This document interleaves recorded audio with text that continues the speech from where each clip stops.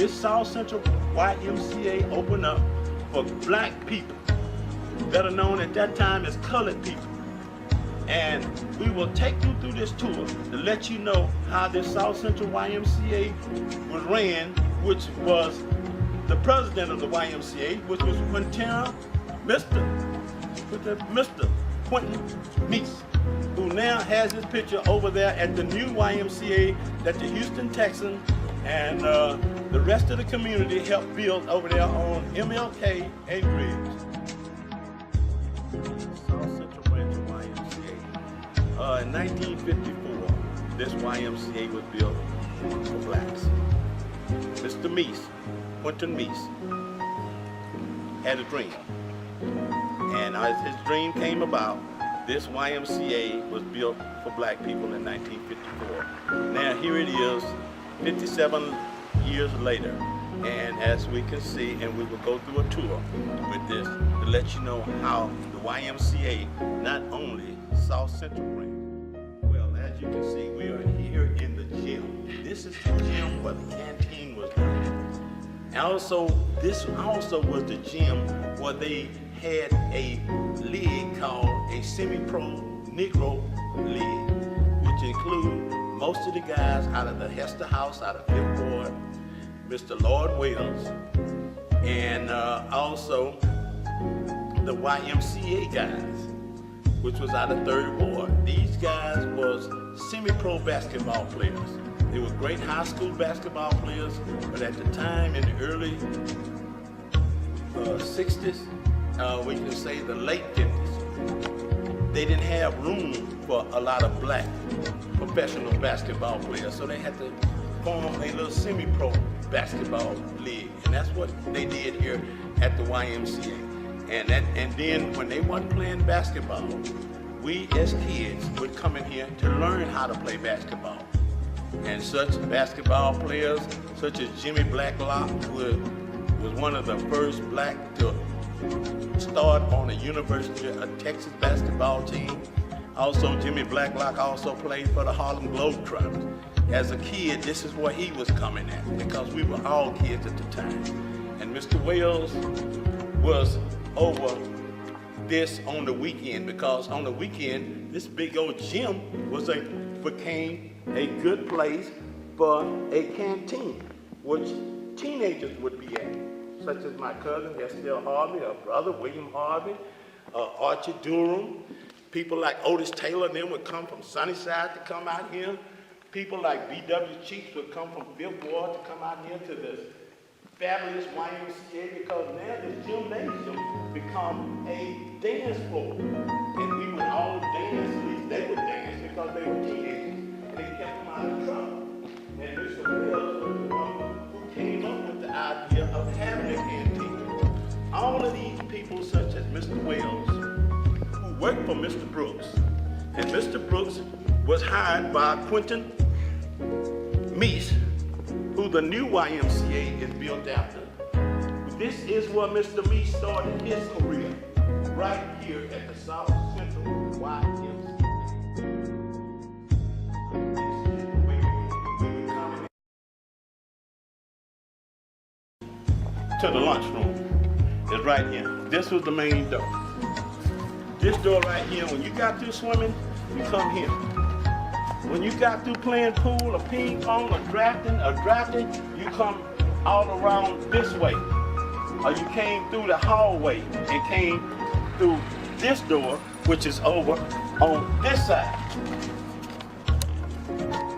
But that's far as you would go. And this right here is where it all started, right here at the South Central YMCA.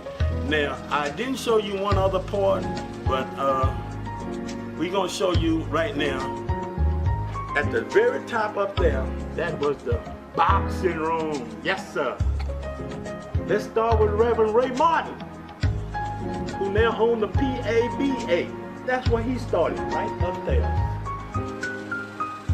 Let's also start it out with Mr. Rudy, who used to be over the boxing rack. But all that was upstairs, as you can see right there. Upstairs was the boxing ring. and we had boxing matches. That upstairs is where you trained at.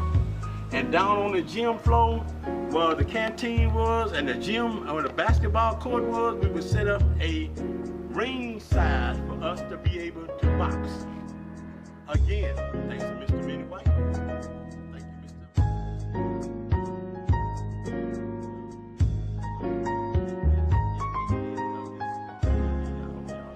Mr. Documentation of the first black YMCA in the city of Houston. Right here in Houston, Texas. 3rd Ward. This YMCA was here way before Jack Yates over there was there. Way before them apartments that you're looking at. Way before anything. All these, only building was there was the building that he's on right now. And that was a little building called the Grand Oaks. Everything else had already been changed in 57 years. Now, I hope you enjoy this documentation, and I hope you learn from this. And for those who witnessed it, and those who was part of this DVD, such as Mr. Johnny Means, Mr. Dr. Thurman Robert, Fritz Greer. Can't forget about Greer, because Greer helped organize basketball here. Fritz Greer is the man who put that basketball court on the map. He played for the YMCA, and he was a great basketball player. He was a great leader, and he was a great mentor to us. Especially people like Jimmy Blacklock, who went on to play for the Golden Trotters and was the first black to play basketball for the University of Texas. He was their role model. He was my role model. I never cussed out Fritz Greer. I never cussed out Johnny Means. And I never cussed out Thurman Robin. I never cussed out Mr. Meese. I never did cuss out Mr. Brooks. And I doggone sure wasn't finna cuss out Mr. White. Nor did I cuss out Fritz Greer. These were the people who I looked up to. And most of all, those were the people I was scared of. Really. Because I know they didn't play. When it come to taking care of business, those people did not play. So, in the memories of Mr.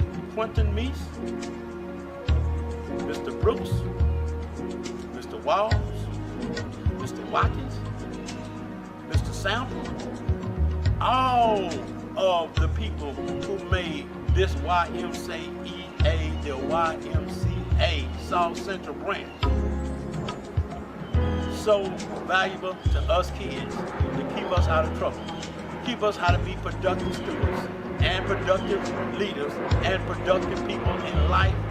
I'd like to thank all of those people. Some of them are not here today, but spiritually they are here with me as I speak now.